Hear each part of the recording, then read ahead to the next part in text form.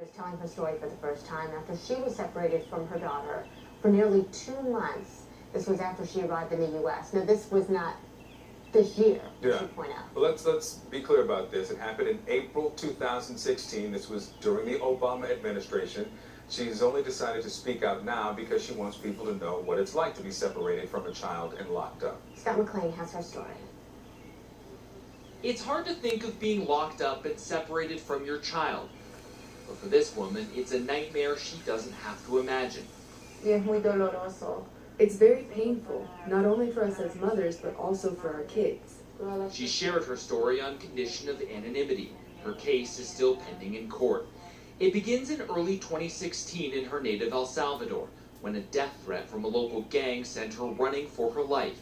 After traveling for almost a month, she reached the Texas border looking for asylum.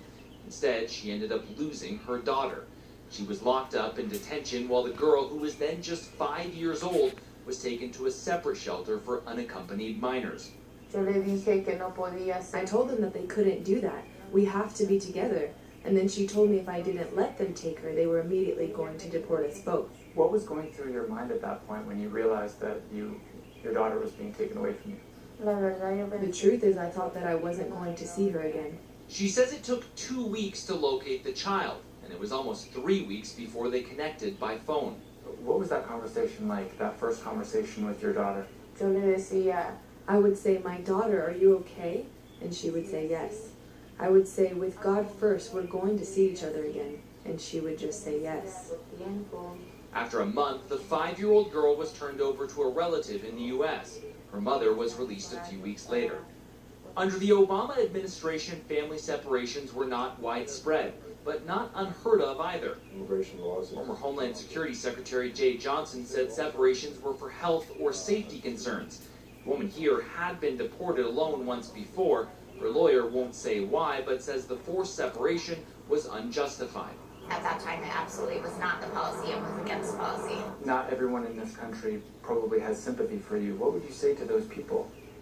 I can only say that this should no longer happen, that no kid is taken from their parents, because it's a trauma the kids go through, and it affects them and is impossible to forget. Mother and daughter are now living together in western Colorado, but they will still have to convince a judge that they are in genuine need of protection, and there are no guarantees. Does that scare you? Yes, for my life and my daughter's life. Scott McLean, CNN, Las Vegas.